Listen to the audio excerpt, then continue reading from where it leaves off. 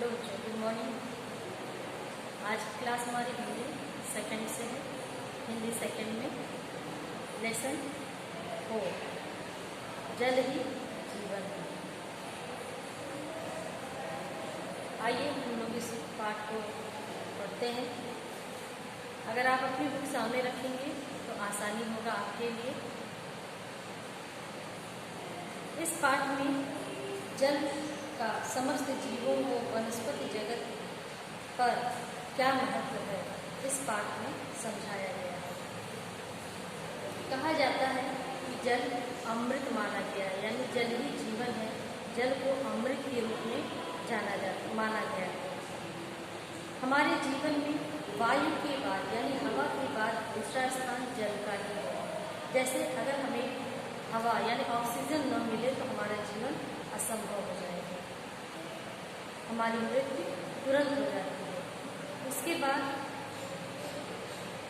जल का स्थान दिया गया है कि अगर प्यास लगने पर हमें पानी न मिले तब भी हमारी मृत्यु निश्चित है। हम कुछ देर तो रह सकते हैं, लेकिन ज़्यादा देर तक पानी के बिना हम नहीं रह सकते, हमारा जीवन ही समाप्त हो जाता है। इसलिए वायु के बाद सबसे ऊंचा जल का स्थान माना गया है। कहा जाता है कि 5700 वर्ष पहले जल की उत्पत्ति पृथ्वी पर हुई। यह जो सृष्टि बना है ये 5 तत्वों से मिलकर बना है, जिसमें जल का भी अस्तित्व है। महासागर जो हमारे धरती पर मौजूद है वो लगभग 72% भाग पृथ्वी का जल से घिरा हुआ है।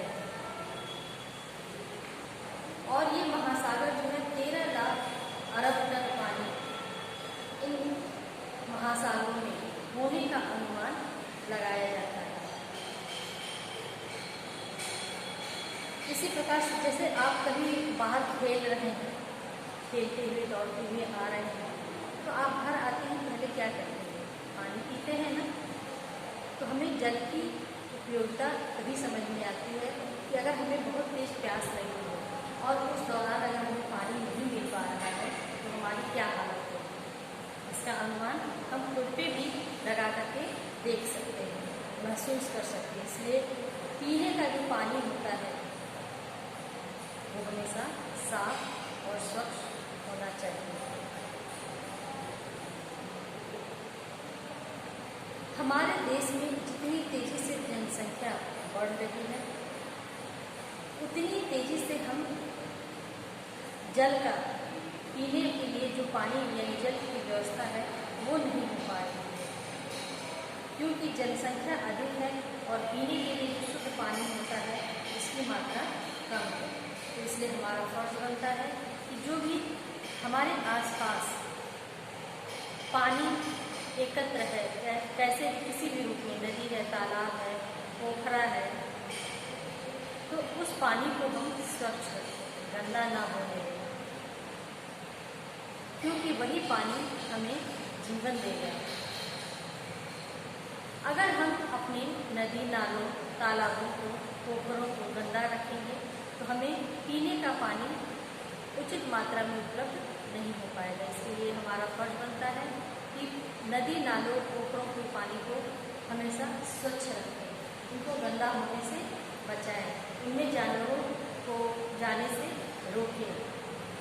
हमारे शहरों में कल कारखाने बहुत अधिक हैं, वो हमारे औद्योगिक क्षेत्र के लिए भी आवश्यक है, लेकिन उनसे निकलने वाला जो केमिकल होता है वो आप देखते होंगे या सुने भी होंगे कि उन कंपनियों का जो औद्योगिक क्षेत्र है वहाँ पर जो कल कारखाने हैं वहाँ के जो केमिकल निकलते हैं वो नदियों में प्रवाहित कर दिया जाता है, जिससे हमारे नदियों का जो पानी है वो गंदा यानी दूषित हो जाता है, जो हमारे उपयोग में नहीं लाया जा सकता है। उस पानी में केमिकल मिले होने के नाते हम अपने पेड़ पौधों और खेतों में उसका सिंचाई नहीं कर सकते। तो जब पानी अशुद्ध कर दिया जाएगा तो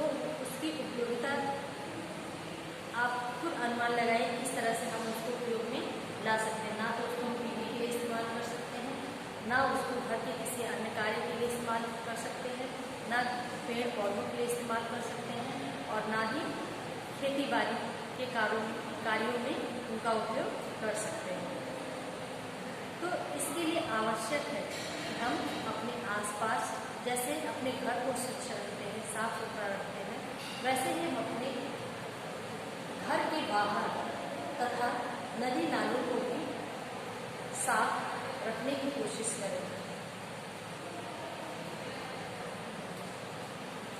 जगह जगह पर जब गर्मी का मौसम आता है तो उस दौरान तेज धूप होती है, जिससे कुएं सूख जाते हैं, नदियों का पानी कम हो जाता है। तो इससे हमें कितनी दिक्कत, हमारे जीवन में कितनी दिक्कतें आने लगती हैं, क्योंकि वही पानी हमें जीवन देगा और वही अगर कम हो जाएगा, कम मात्रा उसकी होगी, तो सोचिए हमें अगर पानी नहीं मिलेगा तो हम किस प्रकार से अपना जीवन सुरक्षित रख सकेंगे। जब बारिश होती है तो उसका जो पानी एकत्रित होता है वो कहाँ जाएगा?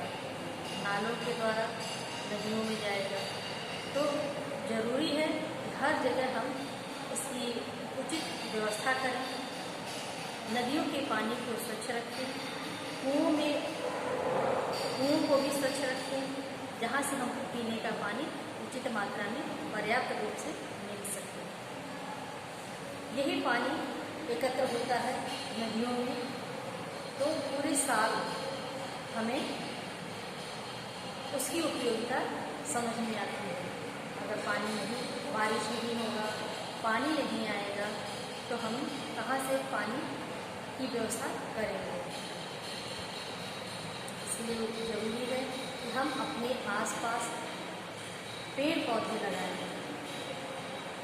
हरियाली लाएं धरती पर, साथ साथ स्वच्छता का भी विशेष ध्यान रखें। बड़े शहरों में जहाँ पर्याप्त मात्रा में जल उपलब्ध है, वहाँ लोग पानी यूं ही नष्ट करते हैं। रेगिस्तान में जहाँ साल भर तक पानी नहीं बरसता, लोग बूंद बूंद पानी इकट्ठा करके अपना काम चलाते हैं। दुनिया के ऐसे इलाकों में काफ़ी समय तक वर्षा नहीं होती। सोचिए इधर हम लोग के क्षेत्र में बारिश होती है, कभी कम होती है, कभी ज़्यादा होती है, पर होती जरूर है। इससे हमारे नदियों में पानी पर्याप्त रूप से एकत्र हो जाता है। लेकिन वही चीज़ यहाँ पे कहा जा रहा है कि रेगिस्तान में इससे सालों साल बारिश नहीं होती है, वहाँ के लोग पानी के लिए तरसते हैं। कहाँ से लोग पानी भर करके लाते हैं।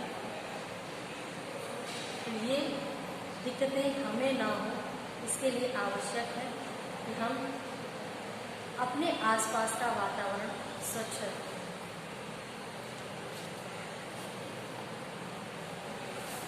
कोयले पर आधारित बिजली घरों को प्रदूषण के लिए पानी की जरूरत होती है।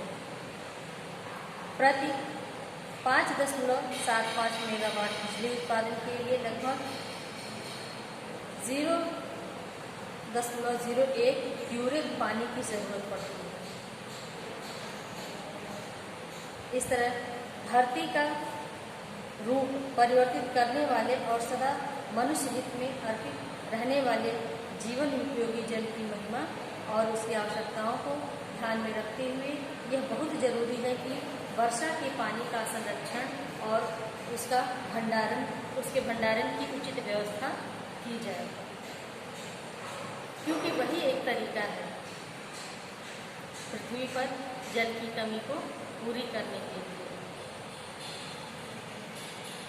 और अधिक मात्रा में पौधारोपण किया जाए ताकि ऋतु चक्र समय के अनुकूल चलता रहे, अन्यथा आने वाले समय में पानी भी बाजार में बिकने वाली वस्तु बनकर रह जाएगी। अगर पेड़ पौधे नहीं होंगे तो पानी कहाँ से आएगा? बच्चों, अब तुम समझ सकते हो कि जल कितना मूल्यवान है।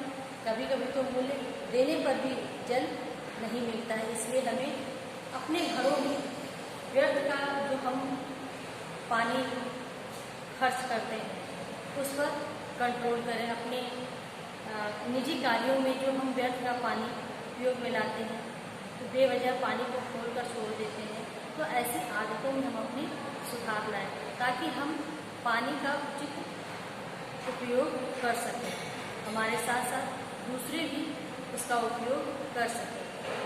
धरती पर जितने भी प्राणी हैं सबको जल की आवश्यकता है और हमारा फर्ज बनता है कि हम सबका ध्यान रखें, सिर्फ अपना ही नहीं सबका ध्यान रखते हुए हमें ये निर्णय अपने जीवन में लेना है कि पानी का कहीं भी दुरुपयोग ना हो, उसका उचित उपयोग हो ताकि सबके जीवन में पानी उचित मात्रा में मिल सके। मन ही मन पानी को अधिक से अधिक बचाने का संकल्प हो। आखिरी लाइन दी गई है ना कि अपने मन में हर व्यक्ति ये संकल्प ले कि हम पानी को अधिक से अधिक बचाएंगे। ये हमारे पाठ का ध्येय है कि हर व्यक्ति इसकी सीख ले, अपने जीवन में इस चीज़ के इस जल के महत्व को समझे। अब इसके बाद बाकी के जो एक्सरसाइज होंगे वो हम आपको पीडीएफ के द्वारा देंगे। शब्दार्थ हम आपको होमवर्क में दे रहे हैं, इसको आप लोग नोट कर लीजिए।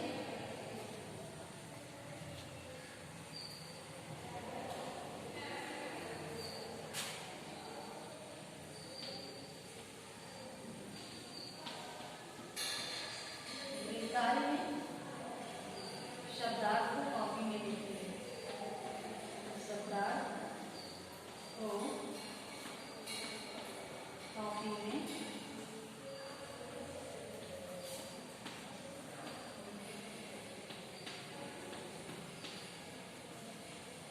लिखिए।